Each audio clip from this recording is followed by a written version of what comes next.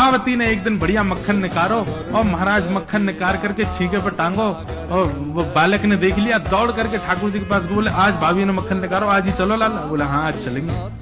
प्रभावती यमुना जल भरने के लिए गई, ठाकुर जी उसके यहाँ प्रवेश कर गए, और प्रवेश करके महाराज चार के ऊपर तीन के ऊपर दो के सबके ऊपर ठाकुर जी, और ठाकुर जी लेकर के बढ़िया मक्खन खाने लगे। मक्खन पाते हैं, ग्वाल बालों को पवाते हैं, और जब सब पा लेते हैं तो फिर मरकान भूषण संग में बंदर और चलते हैं उनको भी पवाते हैं।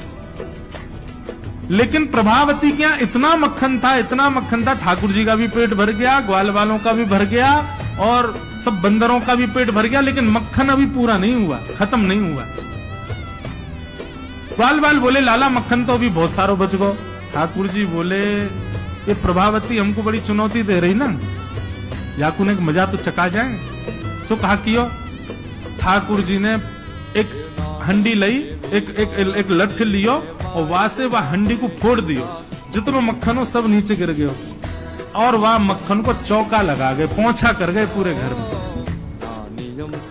एक कोने पे जाकर के मक्खन रह नहीं जाए कहीं भी, और पूरे में बढ़िया चौका लगा करके, और ठाकुर जी अपने ग्वाल बालों के संग अंधेरे में छुप के खड़े है गए। बोले देखिए अब मजो आवेगा, प्रभावती आवेगी। प्रभावती आई, सिर पर दो मटकियां बड़ी अचक करके चल रही थी, संभल के चल रही थी।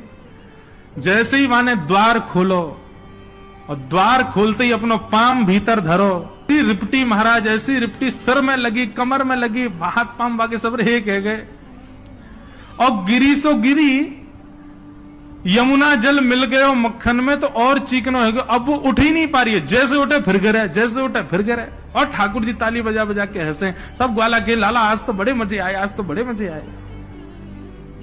मेरी भाभी कहा कह रही कन्हैया को अपने प्राण प्यारे हमारे ना आवे,